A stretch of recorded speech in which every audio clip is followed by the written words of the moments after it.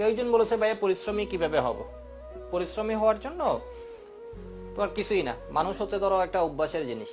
মানে ধরো তোমরা ব্রেক চাইতে চাইতে তুমি জানো হচ্ছে এই টাইমে ব্রেক দিব, সেজন্য তোমার মাথায় ব্রেক ঘুরতে থাকে। আমি ধরো করতাম কি, আমি যখন তোমার ছোট ছিলাম আর কি, বিশেষ করে ধরো 7 পর্যন্ত আমার কাজ ছিল আমি পুরা দিন খেলাধুলা করতাম, একদম সকাল থেকে ধরো সকাল 9টায় আমি খেলতে চলে যেতাম। স্কুল থাকলে ভিন্ন কথা, স্কুল থেকে এসে আমি ঘুমাতে পারতাম না, খেলতে যাবো এই চিন্তায়। মানে ক্রিকেট খেলতাম, মানে তখন বেশি খেলতাম ক্রিকেট, এখন খেলি হচ্ছে ফুটবল, ফুটবল টেবিল টেনিস এখন সবই খেলি। তো তখন হতো কি, আমি একদম খেলার জন্য পুরো একদম আমি ভালো খেলতাম, মোটামুটি বেশ ভালোই খেলতাম ক্রিকেট ছোটবেলা থেকে, একদম ছোটবেলা থেকে। আমাদের পুরা ফ্যামিলিতে আমি মনে হয় ক্লাস 5-এ বৃত্তি পাইনি ফার্স্ট বার, মানে এতই খেলাধুলার পিছনে টাইম দিছি। 7 পর্যন্ত হচ্ছে তোমার কি খুব বাজে অবস্থা, খুব বাজে অবস্থা। মানে রেজাল্ট কেমনে কেমনে জানি মোটামুটি ভালো করতাম, মোটামুটি ভালো করতাম মানে কি শুরুর দিকে থাকতাম, 1 2 3 4 এর ভিতরেই থাকতাম। ওই তো মফস্বলের একটু পড়ালেখা করলে ভালো রেজাল্ট করে, তখন ছিলাম পটিয়া, পটিয়া মডেল হাই স্কুলে, মানে আমাদের বাসা তো চিটাগাং। এরপর 9-এ এসে গেছি কলেজের। এইটা থাকতে আমাদের সময় একটা স্যার ছিল তো, আর ওই যে হাফেজ স্যার নাম। তো পটিয়া স্কুলে হচ্ছে ক্লাস 8-এ তখন যে ট্রেনিংটা তোমার ওই বৃত্তি পরীক্ষা, তখন ছিল বৃত্তি পরীক্ষা, ওইগুলার যে কোচিংটা হতো এত যন্ত্রণাময়, 9টা থেকে শুরু করে 5টা পর্যন্ত। তো উনি হচ্ছে ওই সময় বলতো যে কোনোভাবে কষ্ট করে হচ্ছে পড়তে হবে, যদি ঘুম আসে, আমার তো প্রচুর ঘুম আসতো, চোখে নাকি তেল দিয়ে, আমি এটাও অ্যাপ্লাই করছি। এরপর হচ্ছে কি সকালে 5টার ভিতর উঠে যেতে হবে, 5টায় উঠে পাউরুটি চা যেটা পাই বানাই, বলছে বাসায় হচ্ছে বানাতে, মানে বানাই যে কোনোভাবে কি খেয়ে পড়া শুরু করে দিতে।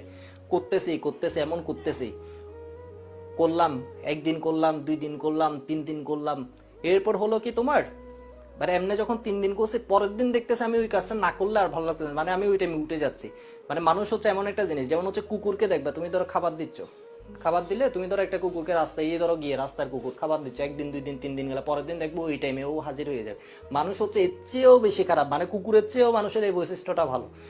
তুমি দেখবা হচ্ছে তুমি পড়তেছো পড়তেছো, পরের দিন তোমার বডি অটোমেটিক দেখবা হচ্ছে তোমাকে, তুমি পড়ায় মনে বসে থাকবা, পড়তে থাকবা পড়তে থাকবা, মোবাইলকে ফেলে রাখবা, মোবাইল দূরে রেখে দিবে। যখন পড়তে ক্লাস করতেছো, ক্লাস করে মোবাইল দূরে, তোমার কল দিলে কি হবে, তুমি কি হয়েছো, তোমাকে কল দিয়ে খুঁজে না পেলে কি হবে, দেশ উল্টে যাবে, কিছু উল্টে যাবে, কিছুই উল্টে যাবে না।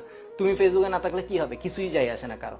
মানে ঘটনা বুঝতেছো? তাহলে তুমি যখন এটা করতেছো, করবা, পড়তেছো, পড়াগুলা একটু ধীরে ধীরে পড়া হচ্ছে তোমার মজার জিনিস। পড়াটা এখন অনেকে মনে করবো হচ্ছে পরীক্ষা পড়তেছি কিছু বুঝতেছি না, মানে বুঝতেছি না। আরে পড়া তো যখন মানে তুমি পড়ার পরীক্ষার জন্য পড়লে পারবে না, তোমার পড়ার মজাগুলো নিতে হবে, জিনিসগুলো যখন বুঝতেছো, এই যে করতেছো, ধীরে ধীরে দেখবা হচ্ছে তোমার ভিতরে একটা ইন্টারেস্ট জাগবে, তখন দেখবা তুমি করতেছো করতেছো আরো ভালো লাগবে। আর এই কাজটা যখন তুমি করবা, দ্যাট মিনস ধরো আজকে পড়তেছো, একদম তুমি চিন্তা করছো উঠবা না, বা একটা শিডিউল করে পড়তেছো, মোবাইল দূরে সরাই রাখছো, একদম কোনো কিছু, কারো বিয়ে আছে তুমি যাবা না, কিছু করবা না, এমনি করে 3 দিন পরো, 4 দিন পরো, 1 সপ্তাহ পরো, সিরিয়াস দেখবা তুমি পড়ার ভিতর হচ্ছে একটা কি ঢুকে যেতে পারবা। তো আমি হচ্ছে ক্লাস 8-এ এসে এই জিনিসটা করছি, ক্লাস 8-এ আমার রেজাল্ট অনেক ভালো হওয়া আরম্ভ করছে। এরপর সবচেয়ে মারাত্মক যেটা হচ্ছে চিটাং কলেজের স্কুল, আমি জানতাম হচ্ছে সবাই মারাত্মক লেভেলের স্টুডেন্ট। ওইখানে এসে আমি শুরুতে ভর্তি পরীক্ষার জন্য এত পড়া পড়ছি, আমি দিন রাত পড়তাম, দিন রাত পড়তাম। আমি তো চান্স পাইছি, ওইটা বিষয় না। এরপর প্রথম 6 মাস এত পড়ছি, শুরুতেই কলেজ স্কুলে ধরো একটা কি টপের মধ্যে চলে গেছি। এরপর কোচিং এ হতাম, প্রত্যেক পরীক্ষায় ধরো ফার্স্ট সেকেন্ড এরকম, মানে আবার শিফট যেগুলো ছিল আর কি, ওইখানে আমি ধরো হাইয়েস্ট, এমন হতো যে ম্যাথ দিছে আমি দ্রুত করে ফেলতেছি।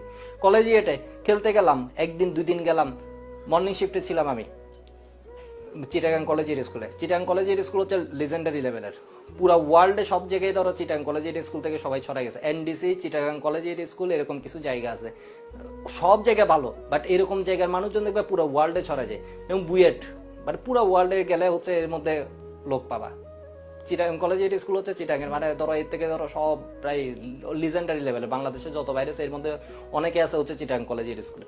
বিষয় এখানে আমি জানতাম হচ্ছে এটা খুব মারাত্মক লেভেলে, আমি হচ্ছে ওর আইডিয়াটা আমি ধারণাই করে রাখছি ও অন্য লেভেলে, এটা ধরো অন্য লেভেল টাইপের। সেই জন্য আমি নিজের লেভেল বাড়ানোর জন্য প্রচুর পরিশ্রম করছি। মানে ওই সময়টা কলেজে এটা খেলতে গেলাম, 1 দিন 2 দিন খেললাম, পরে বুঝলাম হচ্ছে না, আমি খেললে রেজাল্ট ভালো করতে পারবো। খেলতেছি আমি মানে কি ইয়ে করতে পারছি ভালো, পড়ার দিকে টাইম দিতে, আমি পরের দিন জোর করে চলে গেলাম বাসে, এরপরের দিনও জোর করে চলে গেলাম।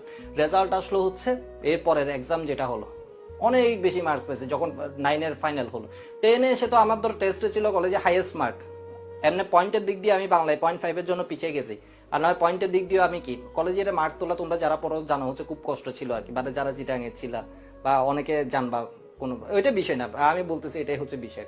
তো ওইখানে গিয়ে হচ্ছে কি তোমার এই পরিশ্রমটা করার ফলে মানে এগুলো আউটকাম পেতে থাকবা। তুমি যখন একটা কাজ করছো এটা এমন না যেটা কোনো ম্যাজিক না। তুমি একটা পড়া এখন পড়তেছো, এগুলো এমন না যে তুমি কেমিস্ট্রি পড়তে আসছো এখানে তোমাকে এমন না যে গল্প টল্প এগুলো করে একদম শেষ করে দেওয়া হবে, মানে অনেক মজা পাই যাবে। এখানে হচ্ছে ধীরে ধীরে জিনিসগুলো বুঝতে হবে, ধীরে ধীরে জিনিসগুলোর মজা পাইতে থাকবা। ওকে, আমরা অনেক কথা বলে ফেলছি, অনেক টাইম নষ্ট করে ফেলছি। তবে ওই যে মানুষের অভ্যাসটা আর কি, তুমি কোন সময় খাও কোন সময় কি করো এগুলা থেকে মানে তুমি পড়ার দিকে হচ্ছে মুভ করবা।